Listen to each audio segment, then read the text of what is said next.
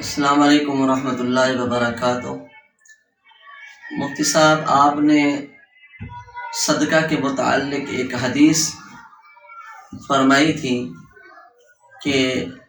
صدقہ جو ہے آپ صلی اللہ علیہ وسلم نے فرمایا کہ مصیبتوں کو، پریشانیوں کو، بلاؤں کو ٹالتا ہے۔ میں اس کا بہت اہتمام کرتا ہوں،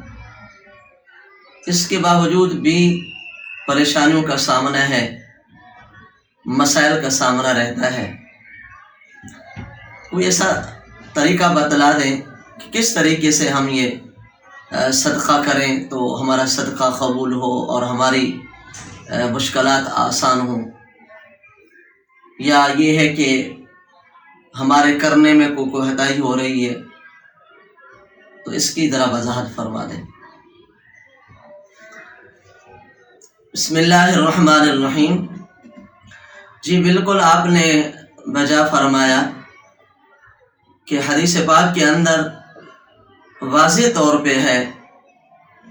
الصدقہ ترد البلاء، صدقہ بلاؤں کو ٹالتا ہے۔ نبی علیہ الصلوۃ والسلام کی یہ حدیث مبارکہ ہے، اور ہمارا عقیدہ ہے کہ نبی علیہ الصلوۃ والسلام کا فرمان اس قدر سچا اور اس قدر مضبوط اور مستحکم ہے کہ جس طرح یہ مثال دی جاتی ہے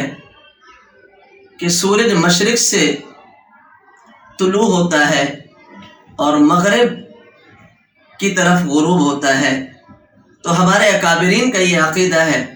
کہ یہ تو ممکن ہے کہ سورج مغرب سے طلوع ہو اور مشرق کی طرف غروب ہو، یہ ممکن ہے، لیکن آقا تاجدار مدینہ صلی اللہ علیہ وسلم کی حدیث مبارکہ، آپ کی بات کا غلط ہونا یہ ممکن نہیں ہے۔ آقا مدنی صلی اللہ علیہ وسلم نے جو فرمایا وہ حق ہے، سچ ہے، 101% وہ صحیح اور درست ہے۔ دراصل عبادت کوئی بھی ہو،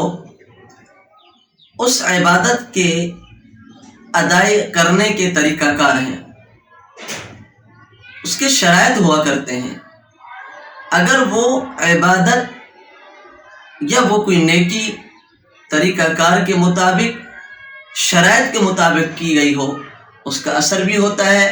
اس کا فائدہ بھی ہوتا ہے، اور وہ مفید بھی ہوتی ہے۔ اگر طریقہ کار شرائط کے مطابق نہ کی گئی ہو کوئی بھی کام، تو اس کا اثر نہیں ہوتا۔ آپ یقیناً صدقہ کرتے ہوں گے، بالکل، لیکن یہ کہنا کہ اس کا کوئی فائدہ نہیں ہو رہا، تو یہ سمجھ میں آنے والی بات نہیں ہے کہ حدیث مبارکہ ہو اور اس کے اوپر 100% اس کے شرائط کے مطابق عمل ہو اور اس کا فائدہ نہ ہو، یہ ممکن نہیں ہے۔ ضرور اس کا فائدہ ہوتا ہے۔ اب اگر آپ کو کوئی فائدہ نہیں ہو رہا، آپ کے مسائل باقی ہیں، آپ کے معاملات حل نہیں ہو رہے، تو آپ یہ سمجھیں کہ آپ کے صدقہ کرنے میں کوئی کمی ہو رہی ہے،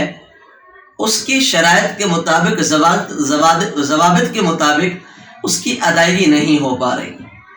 کوئی نہ کوئی کمی ضرور ہے۔ ایسا نہیں ہے کہ بھی وہ قبول نہ ہو، کوئی نہ کوئی کمی ضرور ہے، کہیں نہ کہیں کوئی نقص ضرور ہے کہ جس کا فائدہ نہیں ہو پا رہا، ورنہ الحمدللہ اس کا 100% جو ہے فائدہ ہے، اور جس مفہوم کو کے لیے یہ بیان کی گئی ہے حدیث مبارکہ، وہ بعین ہی وہی اس کا مفہوم ہے، اور جن کو اس کا طریقہ کار یا اس کا سلیقہ آیا ہے ان کو فائدہ بھی ہوتا ہے، اور اس سے وہ مستفید بھی ہوتے ہیں۔ دراصل طریقہ کار اور رضا الہی اس میں شرط ہے، کیونکہ حدیث مبارکہ کی جتنی بھی کتابیں احادیث مبارکہ کی سیاہ ستہ جنہیں کہا جاتا ہے، جو معتبر کتابیں ہیں، جیسا کہ بخاری شریف کی ہے، مسلم شریف کی کتاب ہے، مشکوٰۃ شریف کی کتاب ہے، یہ معتبر کتب کہلاتی ہیں۔ اور بخاری شریف کے متعلق تو ویسے بھی آیا ہے کہ اصح الکتاب بعد کتاب اللہ، تعالیٰ کہ قرآن کریم کے بعد اس دنیا میں اگر کوئی معتبر، کوئی صحیح، درست، بہترین کتاب ہے وہ بخاری شریف کی ہے۔ اور اس اتنی معتبر کتاب کی بھی شروع میں امام صاحب نے یا مسلم شریف کے شروع میں جو ہے لکھتے ہیں کہ انما الاعمال بالنیات، کہ اعمال کا جو دار و مدار ہے وہ نیت پر ہے۔ جس طرح کی نیت ویسی مراد، نیت اچھی تو عمل بہت بہترین ہوتے ہیں، تو یقیناً آپ کی نیت بھی یقیناً اچھی ہوگی، لیکن اس کے باوجود بھی اگر اس کا فائدہ نہیں ہو رہا تو پھر آپ یہ دیکھیں کہ آیا اس میں کمی کیا ہو رہی ہے۔ کہتے ہیں نا جی مانگنے کی دیر ہے، دینے کی اللہ کی طرف سے کوئی دیر نہیں ہوتی، لیکن مانگنے کا طریقہ سلیقہ آنا چاہیے۔ مثال کے طور پہ میں دنیا کی ایک مثال دے کے آپ کو بتاتا ہوں کہ ایک آدمی ہے، اس کی اولاد ہے، مثال کے طور پہ 2 بیٹے ہیں اس کے، آپ لگا لیں کہ اس کے 2 بیٹے ہیں۔ اب دونوں اسی کے بیٹے ہیں، دونوں اسی کی نسل سے، اسی کے پشت سے ہیں۔ اب ایک بچہ آتا ہے، وہ اس سے کچھ مانگتا ہے، مثال کے طور پہ پیسے مانگتا ہے، دے دیں، وہ کہتا ہے نہیں ہے، کوئی بھی عذر بنا کے ٹال دیتا ہے، کھلے نہیں ہے، اس وقت نہیں ہے، وہ بچہ چلا جاتا ہے۔ اب ایک دوسرا بچہ اسی کا ہی ہے، آتا ہے کہ جی ابا مجھے پیسہ چاہیے، مجھے پیسے چاہیے، مجھے پیسے چاہیے۔ اب وہ کہتا ہے کھلے نہیں ہے، مختلف عذر بناتا ہے، تو وہ ضد کر جاتا ہے کہ نہیں مجھے چاہیے، مجھے چاہیے، مجھے چاہیے، مجھے چاہیے۔ اب وہ نکال کے دے دیتا ہے کہ چل جا لے، یہ لو، یہ لو۔ اب پوچھنے والا پوچھ سکتا ہے، سوال کر سکتا ہے کہ جی وہ بھی آپ کا بیٹا، یہ بھی آپ کا بیٹا، آپ نے اس کو منع کر دیا، اسے آپ نے نہ دیا اور اس کو دے دیا۔ تو وہ کیا کہتا ہے، ہنس کے یہ کہتا ہے کہ وہ آیا، اس نے کہا کہ مجھے چاہیے، میں نے کہا کلے نہیں ہے، میں نے عذر پیش کر دیا، وہ چپ ہو گیا۔ یہ تو چمٹ گیا، یہ تو چمٹ گیا، یہ تو جان ہی نہیں چھوڑ رہا تھا، اب جان چھوڑانی تھی، جان ہی نہیں چھوڑ رہا تھا، چمٹ گیا۔ اس کے اتنی اصرار تھا، اس کے اتنی جو ہے اس کی بات کے اندر اتنی وزن تھا کہ مجھے مجبوراً دینے پڑے۔ تو میرے بھائی جب ہم اللہ سے کچھ مانگتے ہیں، جب اللہ سے کوئی فریاد کرتے ہیں تو اس کا بھی طریقہ کار ہے،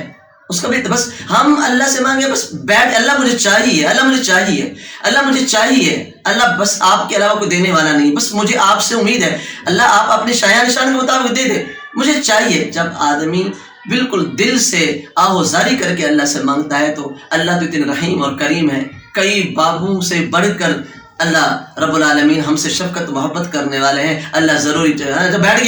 گیا نا بس بیٹھ گیا، ضد کر چل لے ہی لے، طریقہ کار ہوتا ہے ہر چیز کا۔ آپ صدقہ کرتے یقیناً کرتے ہیں، آپ کرتے ہوں گے، لیکن آپ دیکھیں آپ کی کمی کہاں آ رہی ہے کہ جس کی وجہ سے، اور یہ بھی ہوتا ہے بسا اوقات یہ بھی ہوتا ہے اللہ جو ہے اس کو اپنے خزانے میں جمع کر رہے ہوتے ہیں، اس کا صلہ اللہ آخرت میں بھی دیں گے، لیکن یہ دنیا میں بھی اللہ محروم نہیں کرتے، دنیا میں بھی ملتا ہے۔ تو آپ جو ہے اس کے کسی عالم سے، کسی جو آپ کے محلے کا، آپ کے شہر کے، آپ کے مسجد سے جا کے آپ طریقہ کار معلوم کریں، آپ سیکھیں کس طرح صدقہ کروں تو یہ اس کا مجھے صلہ ملے گا، میری پریشانی دور ہوں گی،